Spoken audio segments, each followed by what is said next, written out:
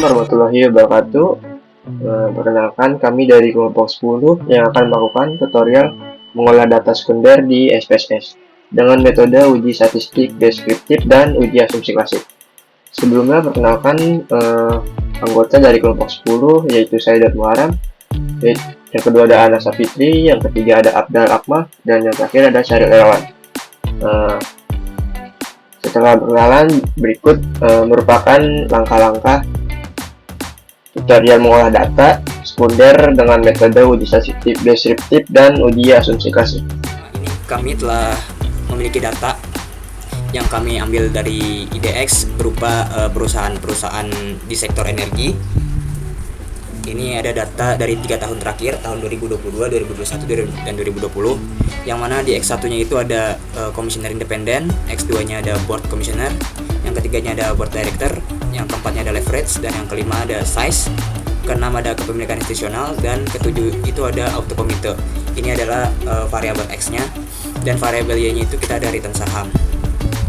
Oke, untuk pertama kita copy terlebih dahulu. Ini kita copy semuanya dari X1 sampai Y. Jika sudah, kita balik ke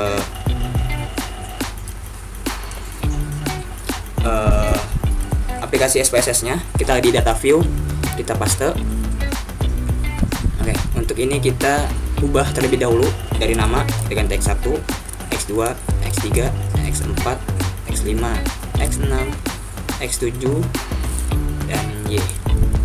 Untuk type-nya kita numerik, width-nya 8, desimal 2, dan label ini kita isikan nama-nama dari variabel tersebut. Yang X1 itu ada komisioner independen, X2-nya itu kita ada board commissioner, X3-nya itu ada board director, X4 itu ada leverage, X5 ada size, X6 ada kepemilikan institusional, X7 itu ada komite audit, dan yang variabel Y-nya itu ada return saham.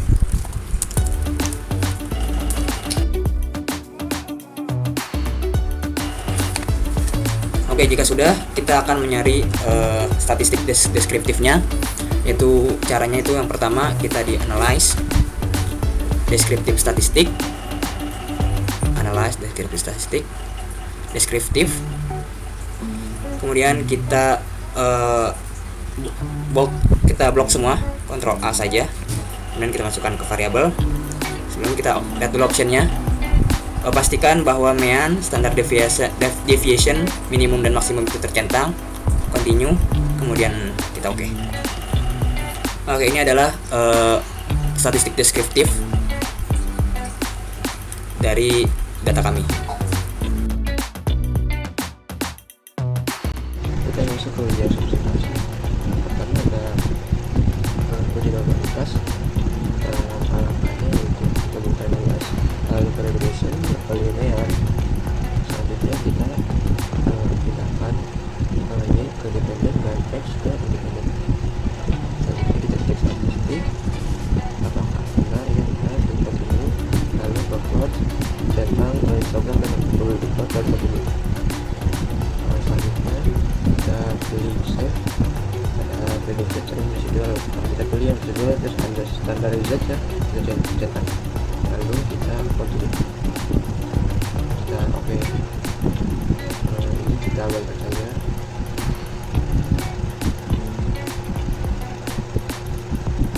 Selanjutnya kita untuk menguji normalitasnya menggunakan wacana price itu analyze, lalu ke non-parametric test, validasi dialog, dan wacana price. Pilih understand resultnya dan lalu untuk pindahin ke test variables, lalu pencet OK. Nah, ini adalah hasil berdasarkan ujinya. Di sini terlihat bahwa hasilnya di bawah atau kurang dari 0,05, sedangkan hasil uji normal seharusnya lebih dari 0,05. Maka dari itu saya akan mengobati data mengobatinya yaitu kita klik transform, compute variable, kita ketik SQRT seperti yang ada di sini. Pertama kita klik SQRT X1, lalu ke number expression SQRT buka kurung, klik X1 dua kali, lalu tutup kurung, pencet OK. Nah, command itu berulang-ulang sampai variabel X7 dan Y. Ini untuk ini X2. Jangan lupa ganti target variabelnya juga, dan jangan lupa untuk buka kurung dan tutup kurung.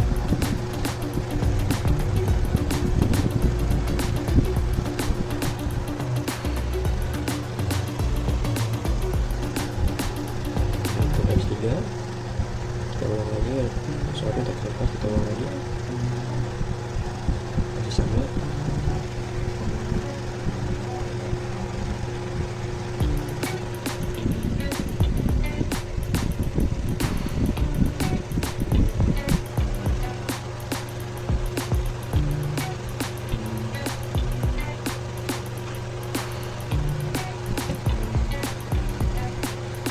Ini untuk X6.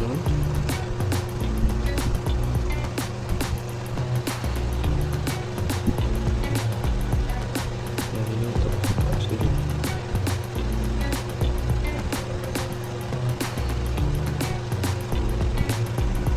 Nah, yang terakhir kita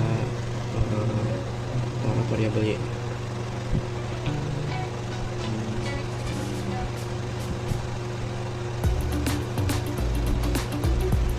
Sudah itu, setelah transform kelar, kita buka analyze, lalu progression, dan tinggal membuka residual 2-nya. Nah, yang ini kita set saja ya, dari set, jadi set, lalu kita pilih Y-nya di dependent, lalu X-nya ke independent.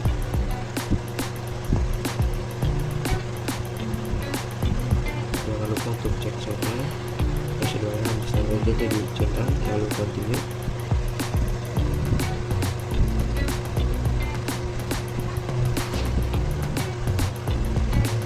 Nah, ini untuk kita melihat residual 2-nya untuk cek uji asepsi klasik. Kemudian sampai KS. Selanjutnya kita buka analyze, kita men parameter test, irigasi dialog, lalu ensemble KS, kita keluarkan understand result yang sebelumnya, kita pilih understand result paling bawahnya, lalu pencet OK. Terbukti ini bahwa data lebih dari 0,5.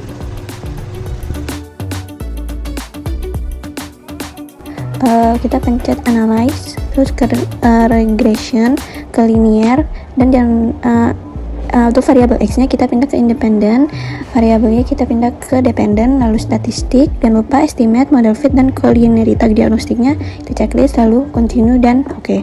Di sini udah muncul tabelnya, kita fokus di koefisien, kita copy, lalu kita pindah ke Word dan kita paste.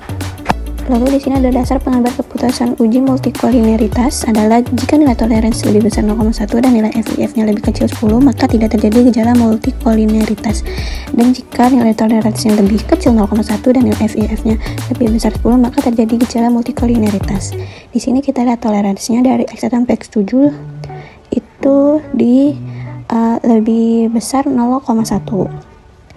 Dari X1 sampai X7-nya di independennya. Jadi nilai toleransi semua variabel independen itu di lebih besar 0,1 dan nilai FIF independennya itu lebih kecil dari 10. Bisa kita lihat di datanya, nilai FIF-nya lebih kecil dari 10. Maka data tersebut tidak terjadi gejala multikolinearitas pada data yang udah kita buat. Mungkin sampai sini saja untuk uji multikolinearitas. Terima kasih. Selanjutnya, cara mengobati heteroskedastisitas. Pertama-tama kita buka data view, terus kita klik analyze, terus regression, linear, klik linear. Kemudian kita blok dari X1 sampai X7, kita masukin ke independen, lalu variabel y-nya kita masukin ke dependent, lalu continue, kemudian OK. Akan muncul data seperti ini.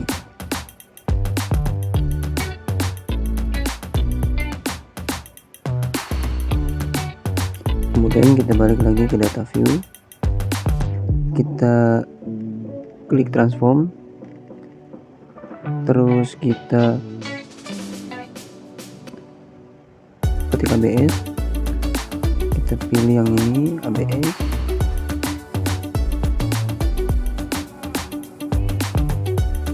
kemudian klik OK. Selanjutnya kita lihat lagi datanya, masih ada yang di bawah dari 0,5. Kemudian ini cara ngobatinnya, kita ketik analyze, terus regression, linear. Nah, ini di reset dulu.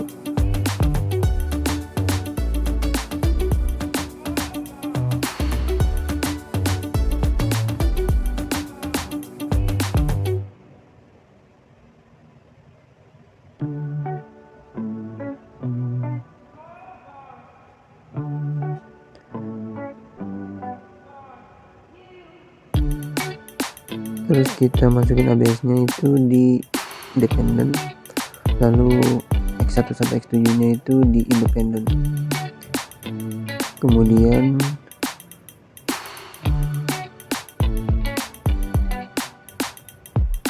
oke.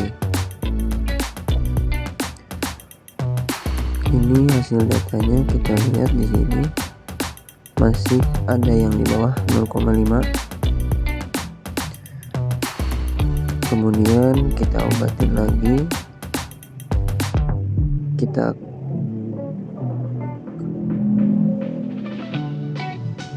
reset, lalu kita ketik ln_y, terus arithmetic ln, kemudian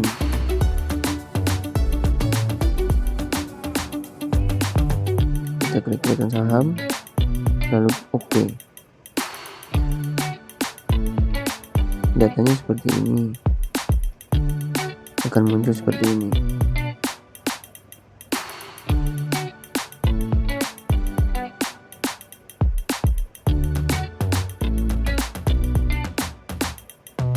Lalu kita balik lagi ke data view,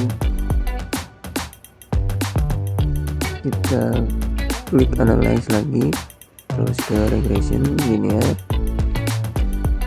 kita reset, kita masukin ln nya ke dependent, terus X1 sampai X7 nya itu kita masukin ke independent,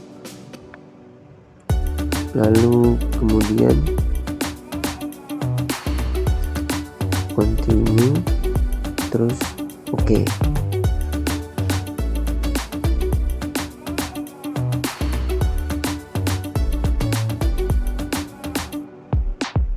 Kita klik transform, kita reset, kita ketik ABS, terus underscore RS,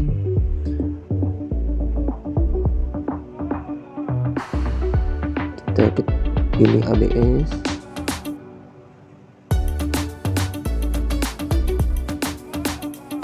kalau sudah kita OK.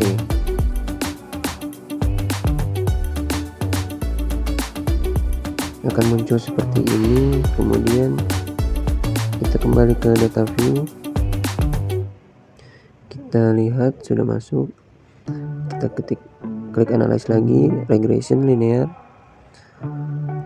terus kita reset, kita masukin ABS S nya itu ke dependent, Lalu X1 sampai X7 ini kita masukin ke independen. Kemudian kalau sudah, kita pilih yang ini, lalu klik continue, lalu oke.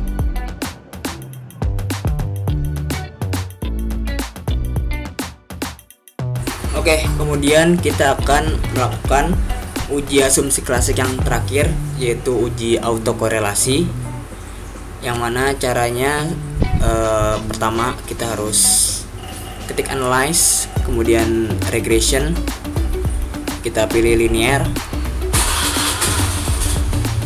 Untuk ini variabel Y atau return saham kita masukkan di dependen, dan variabel X1, X2, X3, X4, X5, dan X7 kita masukkan ke independen.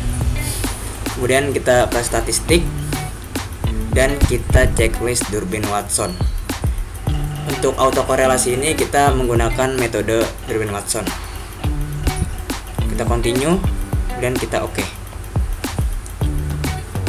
Oke, sini telah muncul output SPSS-nya.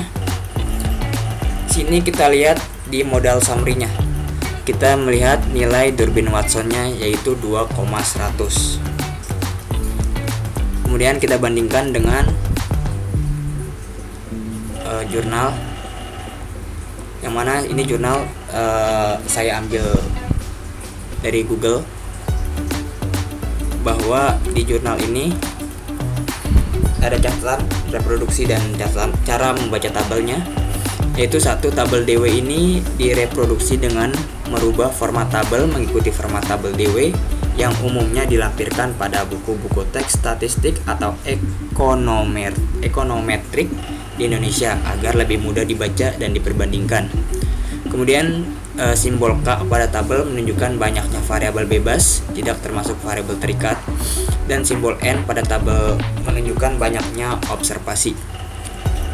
Oke, di sini untuk K kami itu menggunakan 7 variabel. K sama dengan 7, dan ini datanya itu atau N-nya itu kita ada 60 data.